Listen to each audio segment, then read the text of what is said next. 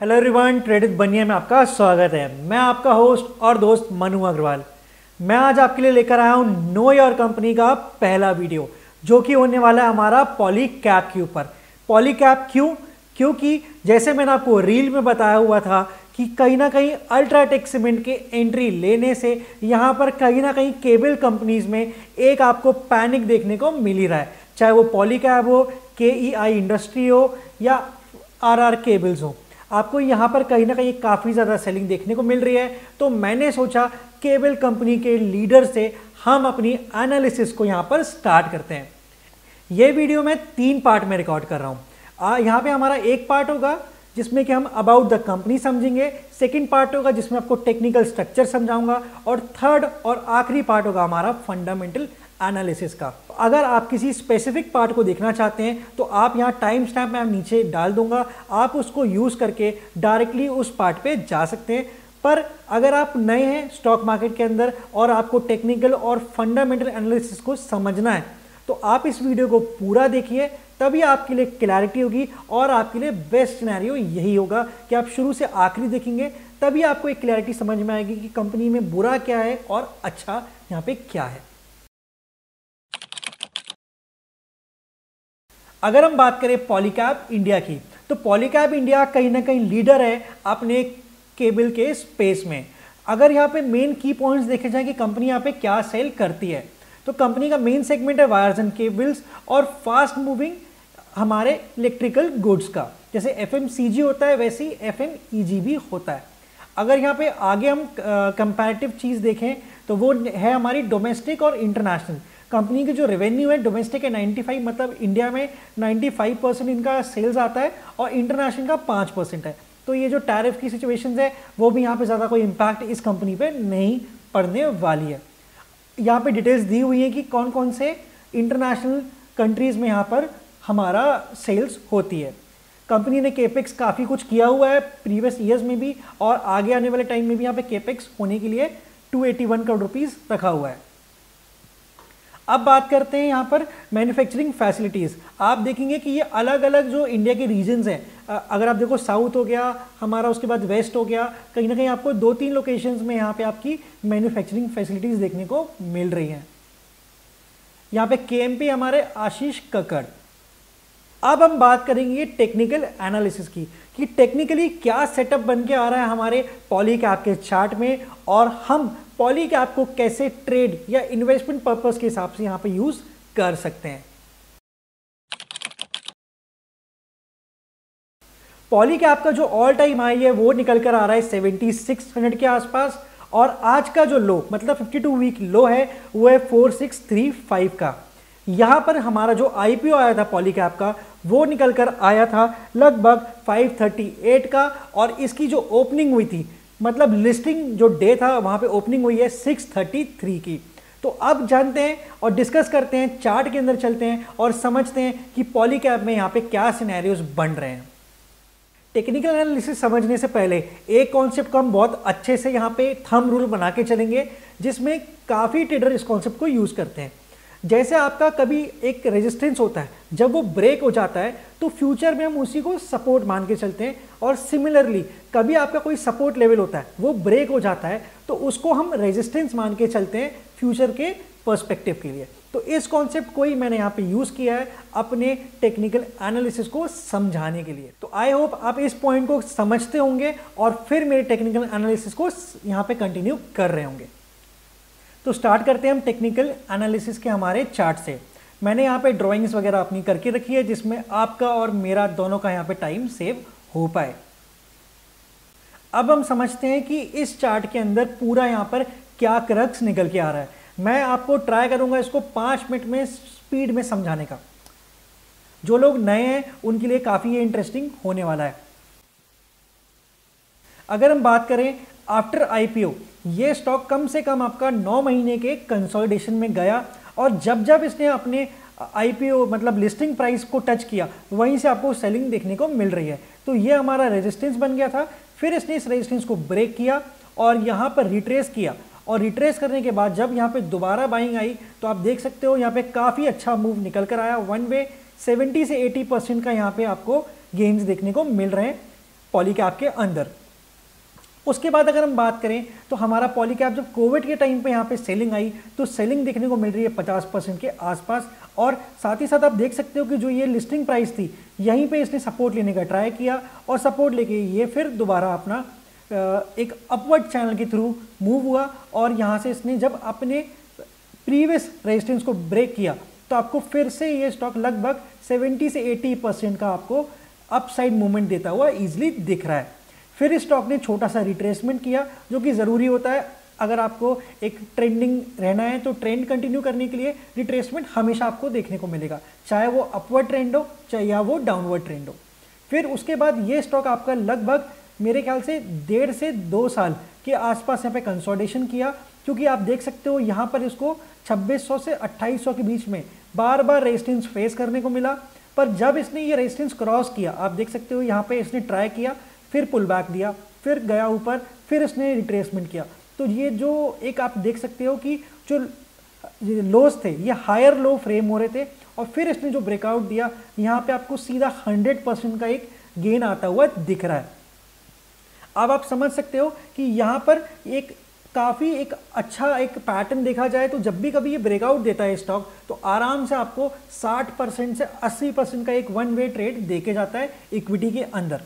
फिर यहाँ पे जनवरी में एक स्टॉक के अंदर सेलिंग आई थी 30% की, यहाँ पे एक न्यूज़ आई थी कि शायद इनकम टैक्स की रेड हुई है, बट मेरे ख्याल से यहाँ पे क्लैरिटी ये थी कि ये रेड नॉर्मल थी जो होती रहती है, पर मेरे ख्याल से यहाँ पर कुछ आउटकम निकल कर आया नहीं था, मतलब कोई नेगेटिव न्यूज़ नहीं थी पॉलीकैब की, तो स्टॉक ने यहाँ से फिर रिकवरी देनी स्टार्ट की और वन में ये स्टॉक फिर जब ये अपने रेजिस्टेंस को ब्रेक किया तो 30% का गेन आपको देकर गया। अब बात करते हैं करंट सेटअप की। करंटली ये स्टॉक आपका 40% डाउन है। अगर क्वालिटी स्टॉक्स या जिनके फंडामेंटल काफ़ी अच्छे हों वो स्टॉक अगर आपको 40, 60 या 75% डाउन अगर आपको मिलते हैं तो आप उसको 5 ईयर के लॉन्ग टर्म व्यू के साथ उसको एक्यूमुलेट कर सकते हैं। साथ ही साथ यहाँ पे काफ़ी इंपॉर्टेंट चीज़ होती है देखने की, वो है ग्रोथ स्टोरी। तो अगर ग्रोथ स्टोरी कंटिन्यू है, अगर ग्रोथ स्टोरी कंटिन्यू है कंपनी के साथ तो आप उस कंपनी में इन्वेस्ट कर सकते हो। मैं आपको नहीं कह रहा हूँ कि आप पॉलीकैब खरीदिए, पर मैं आपको समझा रहा हूँ कि हमें क्या क्राइटेरिया फॉलो करना चाहिए लॉन्ग टर्म इन्वेस्टिंग के लिए। अब बात करते हैं हमारे रेजिस्टेंस की। करेंटली जो रेजिस्टेंस है आप देख सकते हो, जो ये हमारे प्रीवियस वैल्यूज थी ये यहीं पे निकल के आ रही है, जो कि 5500 से 5700। सेकेंड रेजिस्टेंस आपको यहीं देखने मिलेगा जो ये पहले सपोर्ट था, जो कि अब है 6400 से 6500 का, और लास्ट रेजिस्टेंस हमारा ऑल टाइम हाई का 7500 से 7600। हो सकता है आपको यहाँ पे कभी ट्रिपल टॉप बनते हुए दिखे, फिर सेलिंग आए, रिट्रेसमेंट हो और फिर अगर ये ब्रेक करेगा तब यहाँ पे ट्रेड ब्रेकआउट की भी बन जाएगी, पर उस सिनेरियो को अपन तब के तब देखेंगे। अब बात करते हैं सपोर्ट्स की। प्रीवियस जनवरी में जो लो बना था उसके आसपास हमारा पहला सपोर्ट होगा जो कि ये 3800 से 4000 का। सेकंड सपोर्ट हम निकालेंगे जो ये माइनर एक छोटा सा कंसोलिडेशन हुआ, जिसके बाद ही हमको ये अप मूव आप देख सकते हो काफ़ी बड़ा एक लॉन्ग पोजीशन बनते हुए दिखी, तो हम इस छोटे से कंसोलिडेशन को भी कंसिडर कर सकते हैं, जो कि हमारा 3200 से 3500 तक के लिए होगा सेकंड सपोर्ट का जोन। और थर्ड सपोर्ट जोन जो कि मुझे लगता है काफ़ी अच्छा है, जो हमारा ये रेजिस्टेंस था, इस रेजिस्टेंस को अगर आप कंसिडर करोगे तो ये हमारा बेस्ट प्राइस होगा कभी भी इस स्टॉक को एक्यूमुलेट करने के लिए। मैं आपको यहाँ पर एक टेक्निकल पर्सपेक्टिव बता रहा हूँ कि कंपनी का टेक्निकली क्या यहाँ पे स्ट्रक्चर निकल के आ रहा है। इन्वेस्टमेंट करने का डिसीजन आपका खुद का होगा, मेरा काम है आपको चीज़ें सिखाने का। आई होप आपको ये टेक्निकल स्ट्रक्चर अच्छा लग रहा हो। ये काट देना भाई, अच्छा लग रहा हो। आई होप आपको ये टेक्निकल एनालिसिस अच्छा लगा हो। तो अब यहाँ पे जो करंट सिनेरियो निकल के आ रहा है वो ये हो सकता है कि अगर किसी को इस स्टॉक के अंदर फ्रेश एंट्री लेनी है तो आप सपोर्ट जोन्स पे यहाँ पर अपनी प्लान करके यहाँ पे स्टॉक पे एंट्री ले सकते हो। और ध्यान रहे जो आपके रेजिस्टेंस के लेवल हैं यहाँ पे आपको सेलिंग देखने को मिल सकती है। क्यों? क्योंकि काफ़ी लोग यहाँ पे ट्रैप होंगे इस 40% करेक्शन में जिन्होंने बाय किया होगा, और आज वो स्टॉक ऑलरेडी काफ़ी नीचे आ चुका है, तो उनको जैसे ही कॉस्ट पे एग्जिट मिल रहा होगा तो यहाँ पे आपको सेलिंग देखने को मिलेगा।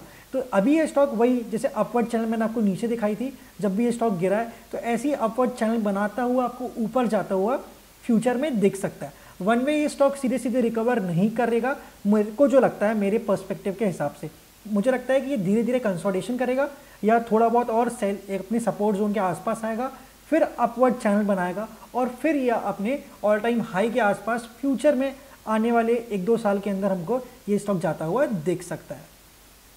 अब हम स्टार्ट करते हैं हमारे फंडामेंटल एनालिसिस के साथ में, जिसमें मैं आपको काफ़ी शॉर्ट में ही आपको फंडामेंटल एनालिसिस समझाऊंगा, जिसमें आपको एक बेसिक आइडिया मिल जाए कि कंपनी के फंडामेंटल्स कैसे काम कर रहे हैं।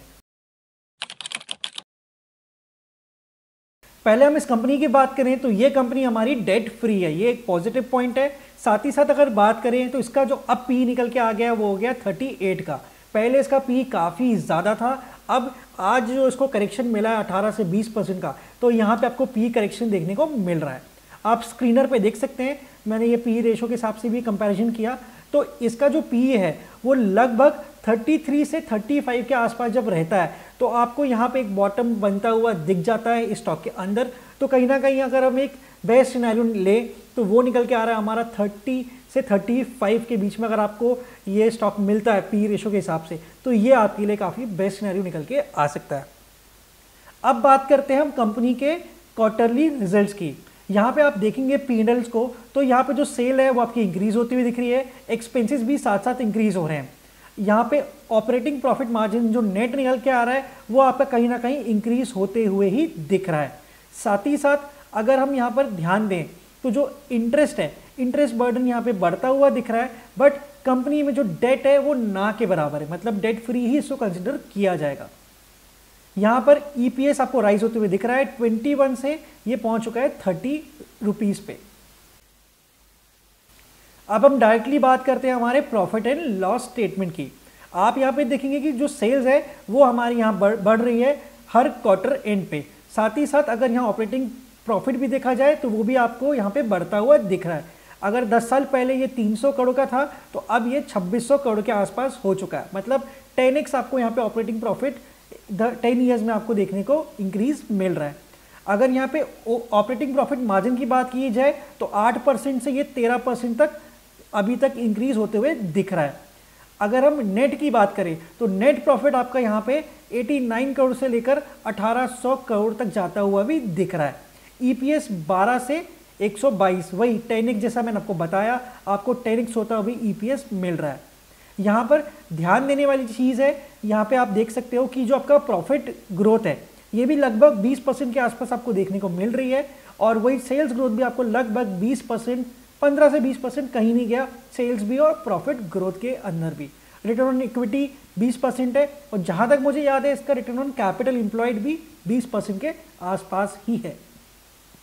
अब बात करते हैं हम बैलेंस शीट की। बैलेंस शीट में काफ़ी इंटरेस्टिंग पॉइंट जो मुझे मिला वो ये रहा रिजर्व के इंक्रीज होने का। आप देख सकते हो ये रिजर्व आपके काफ़ी ज़्यादा इंक्रीज होते दिख रहे हैं, जो कि काफ़ी अच्छा माना जाता है कंपनीज के लिए। और वही अगर हम बात करें बोरोइंग्स की तो आप देख सकते हो 458 से ये बोरोइंग्स आपकी कम होती जा रही है, और अब यहाँ पे कोई इतना बड़ा यहाँ पे मुझे नहीं लगता कि कोई एक हेडेक है कंपनी की बोरोइंग्स को लेकर। अब बात करते हैं हम कैश फ्लोज की। कैश फ्लोज में दो इंपॉर्टेंट चीज़ होती है, जैसे आप ऑपरेटिंग कैश फ्लो देखेंगे तो ये आपका पॉजिटिव है, और वही नेट कैश फ्लो भी देखेंगे तो ये आपका पॉजिटिव है। यहाँ पे आपको 1-2 बार नेगेटिव मिल रहा है, बट कहीं ना कहीं वो रिकवर होकर पॉजिटिव पे कन्वर्ट हो चुका है, जो कि एक काफ़ी बेटर चीज़ मानी जाती है। यहाँ पे कंपनी के जो रेशोज़ हैं ये भी मुझे काफ़ी बेटर लगे, चाहे आप वो इन्वेंट्री डेज से ले लें, कैश कन्वर्शन साइकिल ले लें, ये भी काफ़ी बेटर है। मैंने आपको बोला था ROC कहीं ना कहीं 20 के आसपास आपको यहाँ पे मीडियन अगर आप निकालेंगे तो आपको 20 के आसपास देखने को मिलेगा। अब बात करते हैं काफ़ी इंटरेस्टिंग पॉइंट की, जो कि है शेयर होल्डर पैटर्न्स की। यहाँ पे सबसे पहला पॉइंट होता है प्रमोटर की कितनी होल्डिंग है उसको चेक करने का। अगर वो 70 या 50 के आसपास होती है तो हम इसको अच्छा मानते हैं, पर यहाँ पे इंटरेस्टिंग पॉइंट जो है वो मैं आपको दिखाता हूँ। आप देखिए कि इसकी पहले प्रमोटर होल्डिंग थी 68% और अभी ये हो चुकी है 63%। दैट मीन्स 5% स्टेक प्रमोटर्स ने अपने सेल किए हैं। तो प्रमोटर अगर अपने शेयर्स को सेल करता है तो एक कहीं ना कहीं पर्सपेक्टिव लगाया जाता है कि यार अगर प्रमोटर ही सेल कर रहा है दैट मीन्स कंपनी में कहीं कुछ गड़बड़ तो नहीं है। पर मेरे ख्याल से 5% कोई इतना बड़ा नंबर नहीं है जिसको हम यहाँ पर कंसिडर करें और यहाँ पे नेगेटिव तरीके से इसको सोच के चले।